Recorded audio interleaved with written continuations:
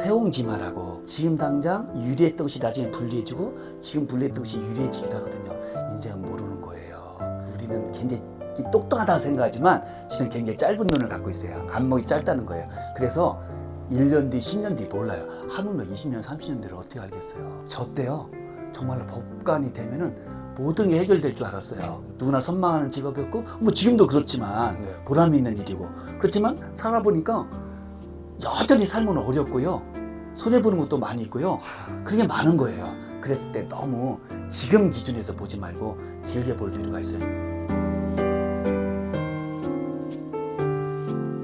교수님 간단하게 자기소개해 주실 수 있을까요? 안녕하세요. 손정학 교수입니다. 저는 충남대학교 법학전문대학원에서 우리 로스쿨 학생들을 가르치고 있습니다. 학교에 온 지는 20년이 됐고요. 종전에는 판사와 변호사로서 생활을 했었습니다. 그러면은 혹시 교수님 지금 연세가 어떻게 되시는지 여쭤볼 수 있을까요? 그러니까 지금 64, 64이 되겠습니다. 저희가 오늘 만나야 될 사람, 또 어떻게 보면 피해야 할 사람에 대한 얘기를 했는데 그렇죠. 기본적으로 인간관계에서 많은 분들이 해주시는 얘기는 내가 좋은 사람이 되면 좋은 사람이 따라올 것이다 라는 얘기를 많이 해주시잖아요. 네. 그러면은 교수님이 어릴 적에 자신한테 인간관계에 대한 조언을 하나 해줄 수 있다면 혹시 또 해주고 싶은 얘기가 있으실까요? 저는요, 좀 초등학교 때까지는 약간은 좀 경제적 어려움은 없었어요. 네. 이제 초등학교 6학년, 중학교 때부터 아주 집안이 어려워져서 굉장히 힘들었어요. 그래서 정말로 저는 버스 살 승차권인데 그때는 지금 교통카드죠? 네. 승차권 살 돈이 없어서 걸어서 중학교까지 가야 되는 그런 거였고 책을 못 사기도 했고 도시락도 못 사가기도 했어요. 그런 이제 어려움을 겪었는데 그 대학도 원하는 과를 못 갔고 저는 국문과 가고 싶었거든요. 근데 국문과 하면 굶어 죽는다. 아닌데 그렇게 해서 이제 법학을 오게 됐고 결국은 이제 법조인과 법학 교수가 됐잖아요. 네. 그러면서 법조 생활하면서 많은 걸 겪었고 로스쿨 교수하면서 어려운 학생들도 많이 오거든요. 로스쿨에 물론 로스쿨에서 부유한 애들도 꽤 있어요. 그래서 진짜 어렵고 힘든 과정 속에서도 열심히 노력해서 오는 애들도 있어요. 자금 받아가면서. 그렇게 봤을 때 봐요. 제가 재판했을 때 소년범도 재판하잖아요. 딱 이렇게 나눌 수 있어요. 어떻게 나눌 수 있냐면요. 집안이 부유한데 그 부유한 환경을 나쁜 쪽으로 활용하고 써서 범죄를 저지르는 경우가 있어요. 마약하고 성범죄 저지르려고 막 이렇게 사람들을 때리고. 그런데 부유했는데 그걸 잘 활용해서 공부 열심히 하고 성실하고 해서 더 발전시키는 경우도 봤어요. 또 하나 집안이 어려운, 저도 어렵다고 했으니까 어려운 사람도 봤는데 거기도 두 가지 부류가 있어요. 하나는 그 집안 어려운 형편 때문에 오히려 범죄로 빠지기도 하고요. 직업도 제대로 못 구할 수도 있고요. 안 좋은 쪽으로 생활할 수도 있고요.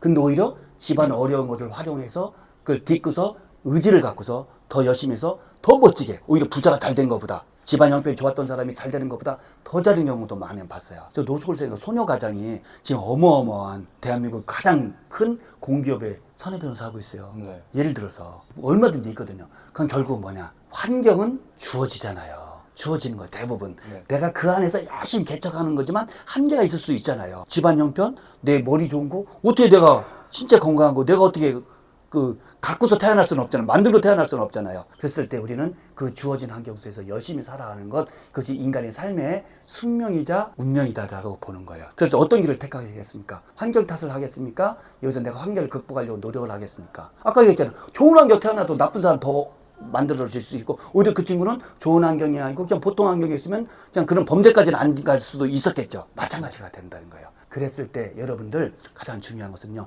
주어진 환경에 감사하면서 그것을 내가 최선을 다하려고 하는 삶의 자세를 갖는 것이 저는 가장 지혜로운 사람이라고 봐요. 왜? 환경 주어졌는데 어쩌란 말이에요. 우리 집안이 어려운데 어쩌란 말이에요. 우리 집안이 부자인데 어쩌란 말이에요. 방법이 없는 거예요. 거기서 그 환경을 더 좋은 쪽으로 활용하고 아니면 극복하고 이런 삶의 자세가 결국은 그건 성공한 사람을 만들더라고요. 여러분들 보셨잖아요. 어려운 환경 속에 잘 된 사람 얼마나 많아요. 좋은 환경 속에 나쁜 사람도 굉장히 많아요. 근데 우리는 저 사람은 금수저 태어났으니까 잘 되는 거야. 나는 뭐 흙수저일 때 이건 아니라는 거예요. 저도 흙수저였습니다. 그렇잖아요. 제가 등록금을 못 내서 선생님한테 혼내서 학교 가서 수업 들어오지 말라는 소리까지 듣고서 학교에서 이렇게 나가는 경우도 있었거든요. 저도 흙수저죠. 그렇지만 지금 먹고 살 수 있잖아요. 그래서 그게 된다는 것이죠. 그랬을 때 감사한 사람이 돼야 돼요. 그런 말입니다. 감사하는 사람은요, 자기가 이룬 거에 대해서도 감사하고 주어지는 환경에도 감사하기 때문에 이 감사를 다른 사람에게 좀 돌리고 싶어 하는 마음이 있는 거예요.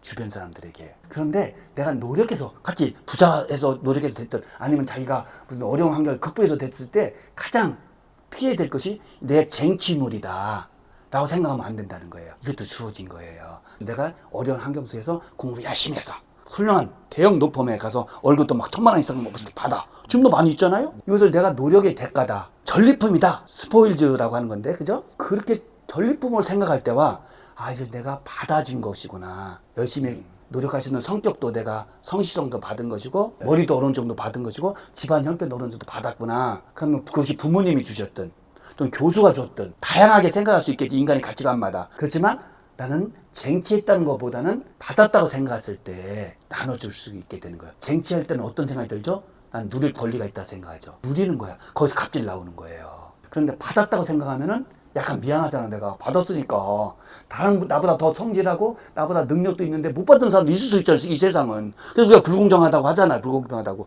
그것이 현실적으로 있긴 있어요. 분명히 많잖아요. 그랬을 때 나는 이런 상황에서도 받았으니까 나는 감사하다 라고 생각하면 나누려고 한다는 것이죠. 그런 사람이 됐으면 좋겠어요. 감사할 줄 아는 사람. 그래서 나누려고 하는 사람. 누리려고 하는 사람이 아니라. 어떻게 보면 그 옛날에 이제 다양한 책들에 나왔던 게 마이클 조던이 이 시대에 태어났으니까 유명한 농구 선수가 맞습니다. 옛날에 태어났으면 그죠? 그냥 서민 중에 한 네, 명. 그중 한 명일 수도 있어요. 얼마든지. 우리의 성공에 네. 개인의 노력만 들어가는 게 아니라 주어지죠. 시대상과 사회의 분위기에 맞아야 되거든요. 네. 그러니까 제가 사업하는 사람들, 기업가들 많이 만났거든요. 네. 변호사 할 때도 더 했겠죠. 근데 그분들이 이구동성하는 얘기가 있어요. 뭐냐면 나 열심히 노력했다. 사업 아이디어도 좋았다. 그런데 더 중요했던 것은 운도 있었다. 그거예요. 물론 문망으로는 안 되는 거잖아요. 미리 준비되어 있어야 되고 성실해야 되고 아이디어도 있어야 되고 혁신성도 있어야 되겠죠. 맞죠? 네. 그렇지만 그것만 갖고서는 아니라는 것이죠. 우리는 우리가 만들어 할 수는 없잖아요. 주어지는 거잖아요. 그러니까 그건 우리가 할 수 있는 영역이 아니야. 어떻게 했어요? 여기서 내가 최선을 다하면 어느 순간에. 근데 어떤 사람은 또 그러대요. 살다 보면 한 5번 정도의 어마어마한 운이 온대요. 네. 근데 그 준비된 사람은 그 운을 잡는 것이고 준비되지 않은 사람은 운이 흘러간다고 한대요. 저도 약간 동의하고 싶어요. 그러면은 이게 좀 이상적인 그림으로 보면 사회에서는 그렇게 어떤 사람이 노력해서 성과를 냈을 때는 사회에서 그 사람을 인정해주고 그 사람은 본인이 본인 혼자 한 게 아니라 사회에 도움을 받았다고 그렇죠. 생각해서 본인은 또 사회에 베풀면 겸손으로. 그게 좀 네. 선순환이 일어나는 선순환이 되는 거예요. 자율적으로. 만약 우리가 어떤 사람이 성공하고 혁신을 이뤄내고 했는데 그걸 배아파하고 또는 뭐 안 입고 생각하고 또는 막 폄하하고 할 때보다는 인정해주고 나도 되려고 노력하고 하는 마음가짐을 갖고 또 그 사람은 또 이것도 겸손한 마음으로 주어졌고 운도 좋았고 라고 해서 여러분도 할 수 있고 내가 받은 것을 좀 더 나눠주려고 하고 이건 어마어마한 차이가 있지 않겠어요. 선순환 지금 말씀하신 선순환. 근데 그 정반대 되면 악순환이 되잖아요. 그런 점에서 저는 선진국도 특히 미국의 어떤 제도라든가 문화도 큰 문제점도 있고 나쁜 점도 진짜 많지만 그래도 그 사회가 계속 혁신성을 유지하면서 계속 탑 1위를 계속 유지해 가는 것들이 아마 거기 있지 않을까 하는 생각도 해요. 어떻게 보면 저희가 오늘 큰 틀에서는 관계에 대해 얘기하고 있는데 사회와 저희가 관계를 맺는 똑같습니다. 좋은 방식이라고 그렇죠. 생각할 수 있어요. 인간은 사회적 동물이잖아요. 네. 그 사회적이라는 건 무슨 뜻이죠? 소셜이고 소셜이라는 건 무슨 뜻이죠? 나 혼자가 아니라는 뜻이잖아요. 네. 둘 이상이고 복수잖아. 복수는 뭐죠? 반드시 필연적으로 관계가 형성될 수밖에 없고 관계를 떠나서는 살 수가 없죠. 물고기가 물 떠나서 살 수 없듯이 우리는 사회 떠나서 살 수 없는데 사회는 복수로 구성되어 있잖아요. 그래서 관계가 발생할 수밖에 없기 때문에 인간끼리 관계, 또 사회와 나와의 관계도 중시될 수밖에 없겠죠. 그런 면에서 또 본인을 중심으로만 생각하면 그 역시 사회에서는 좋은 사람으로 좀 맺어지지 않겠네요. 그렇죠. 나를 중심으로 맞습니다. 움직이는. 네, 그렇게 되겠죠. 또 여기서 추가적으로 또 그럼 궁금한 게 네. 사실 50대, 60대 분들 이렇게 만나다 보면 네. 본인이 과거에 쌓아왔던 의사결정에 증착돼가지고 그렇죠. 그 이제 흐름을 바꾸는 게 어렵다고 하시더라고요. 어렵기도 하죠. 어떻게 보면 본인이 어떤 편향성을 갖고 있는 사람들을 계속 만나왔다면 그렇죠. 갑자기 그 사람들과 절연하고 다른 본인이 생각하는 좋은 가치라고 판단하는 것과 새로운 연을 맺기도 어렵고 어렵죠. 그런 부분에서 어떻게 보면 주변의 환경 때문에 개가천선하는 게 점점 어려워진다라고 그렇죠. 시간이 지날수록 말씀해 주시는 분들이 계시는데 맞는 것 같아요. 이런 부분에서 좀 교수님이 보시기에 이 개가천선 하는 사람이 실제로 존재한다고 생각하고 사람은 변한다고 생각하시나요? 흔히 나이를 먹어가면서 들을 수 있는 얘기가 사람은 안 변해. 네. 이 얘기를 진짜 많이 들어요. 네. 주변에서. 그리고 어릴 때 우리 속담도 있죠. 3살 버릇? 여든까지. 여든까지 간다는 말도 있잖아요. 그것이 우리 인간의 어떤 행태의 모습을 보여주기 때문에 그 말이 지금까지도 회자되지 않겠습니까? 네. 지금도 저도 느끼는 것이고요. 그래서 쉽게 변하지는 않아요. 네. 그렇지만 우리가 길게 보고서 이런 말이 있죠. 세옹지마라고. 지금 당장 유리했던 것이 나중에 불리해지고 지금 불리했던 것이 유리해지기도 하거든요. 인생은 모르는 거예요. 우리는 굉장히 똑똑하다 생각하지만 실은 굉장히 짧은 눈을 갖고 있어요. 안목이 짧다는 거예요. 그래서 1년 뒤, 10년 뒤 몰라요. 하물며 20년, 30년 뒤를 어떻게 알겠어요. 저 때요. 정말로 법관이 되면은 모든 게 해결될 줄 알았어요. 누구나 선망하는 직업이었고 뭐 지금도 그렇지만 네. 보람이 있는 일이고 그렇지만 살아보니까 여전히 삶은 어렵고요. 손해보는 것도 많이 있고요. 그런 게 많은 거예요. 그랬을 때 너무 지금 기준에서 보지 말고 길게 볼 필요가 있어요. 이런 것도 저는 많이 봤어요. 재판하면서 진짜로 개가천선한 사람이 있냐. 재판 받을 때 특히 형사재판 받을 때 그러잖아요. 다시는 이런 짓 하지 않겠다고. 개가천선하겠다 하잖아. 쉽지가 않아요. 그런데요. 진짜 그런 사람도 있어요. 제가 겪었던 사건인데요. 변호사로서 겪었어요. 굉장히 어려운데 사기에 관계되는 범죄를 저질렀었어요. 근데 본인은 다시는 이런 짓 하지 않겠다고 맹세를 하더라고요. 반성문도 많이 써서 내고 저도 그걸 바탕으로 해서 재판부에게 선처를 호소했죠. 선처가 됐어요. 근데 5년 뒤에 만났어요. 진짜 개가천선이 돼 있었어요. 아, 이거 보고서 꼭 불가능한 건 아니구나. 가능도 하구나. 노력 여하에 따라서 의지 여하에 따라 달라질 수 있다 라고 보게 되는 거예요. 그래서 어릴 때 버릇, 생각, 가치관 바꾸기 쉽지 않아요. 그냥 바꿀 수도 있다.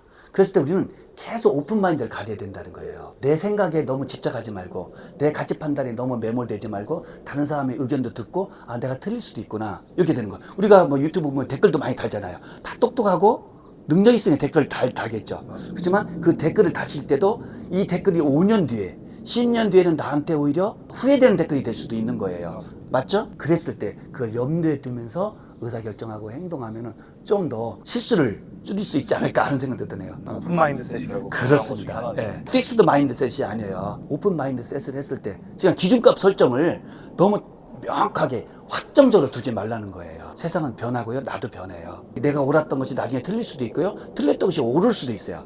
그렇기 때문에 항상 변동 가능성을 염두에 두고서 우리가 그랬을 때 다른 사람에 대한 입장도 이해할 수가 있는 거거든요. 그러면은 어떻게 보면 교수님이 아까 말씀해 주셨듯이 나이가 들면서 사람을 보는 기준이 좀 변화한다고 하셨잖아요. 시기별로 좋은 사람의 기준이 어떻게 변화했는지도 혹시 한번 얘기를 해주실 수 있을까요? 제가 사회생활 그러니까 20대 후반에서 시작한 거 아니겠습니까? 30대 초반 시작한 건데 그때는 능력 있는 사람, 일 잘하는 사람 최고였어요. 같이 일해서 뭐가 나와야 되니까. 그런데 조금 더 지나고서 보니까 조직에 충성도가 있는 사람, 조직에 성실한 사람, 이 조직을 가치 있게 생각하는 사람, 자기의 이익을 위해서 조직을 활용한 사람이 있고 이 조직을 위해서 자기도 열심히 일을 했는데 그 조직이 발전하다 보니까 자기도 자연스럽게 발전하는 경우가 있을 수 있는데 저는 후자예요. 그래서 저는 그전 능력을 많이 보다가요. 지금은 조직에 대한 소속감, 헌신도 그다음에 같이 가려고 하는 사람을 더 보게 되는 경향이 많아졌어요.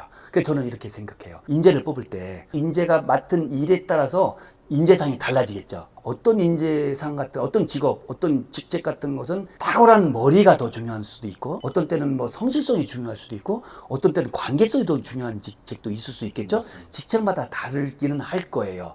그렇지만 저는 같은 조건이라면 2% 부족한 사람을 저는 선호합니다. 자, 이 직책을 맡을 때 감당할 능력이 100이라 한다면 100을 딱 갖고 있는 사람도 있을 것이고 100을 초과해서 102, 105를 갖고 있는 사람도 있을 것입니다. 그리고 조금 부족해서 92, 98 갖고 있는 사람도 있을 것 같아요. 그런데 100이 요구되는데 50이다. 그건 안 되겠죠. 그렇지만 어느 정도가 되는데 약간이 부족하다 하는 경우가 이제 98 이 정도 될 게 않겠어. 그래서 2% 부족한 경우가 있고 2% 초과될 수도 있어요. 그럼 저보고 어떤 사람을 당신은 택하겠습니까? 한다면 저는 100% 2% 부족한 사람을 택해요. 왜냐하면 2%를 넘는 100일을 갖고 있는 사람은 조직에 대한 불만이 많을 수밖에 없어요. 나는 더 큰 일, 더 큰 조직에서 또는 더 멋진 월급을 받는 데서 일할 수 있는 데는 여기밖에 안 돼 있구나. 이건 아니야.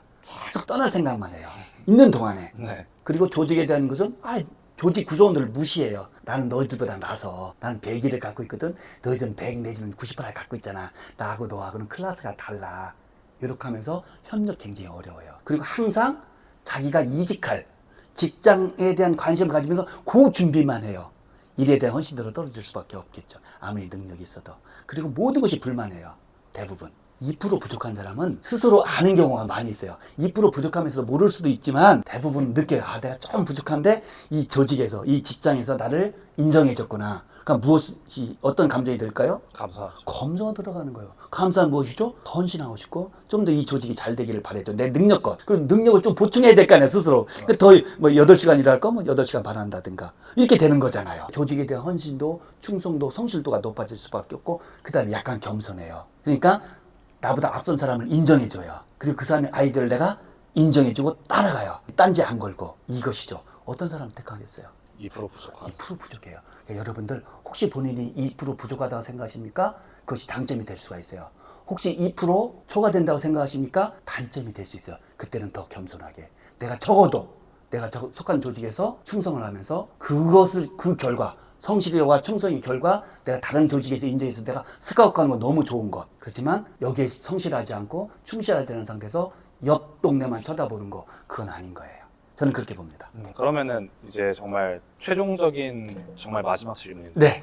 옛날에 10년도 더 된 얘기 같지만 가족, 그 다음에 건강, 네. 돈 중에 그렇죠. 어떤 것을 우선순위로 잡을까 했을 때 외국에서는 가족을 우선순위로 잡았지만 네. 한국에서는 돈을 우선순위로 잡았다는 기사가 정말 저도 그 기업에서 봤어. 너무 충격적이면서도 네. 이해가 되는 거죠. 한국에서. 그러면은 교수님이 보시기에 요즘 시대에 인간관계라는 가치는 이 사회에서 저평가되고 있는 것 같으세요? 아니면 고평가되고 있는 것 같으세요? 저평가되고 있는 것 같아요. 근데 결국은 아까 말씀드렸잖아요. 눈이 사회적 동물이기 때문에 관계 속에서 자기가 발전할 수밖에 없어요. 그걸 잘 활용해야 될 때 우리가 지혜롭게 활용해야 되고요. 또 하나는 악용하지 마십시오.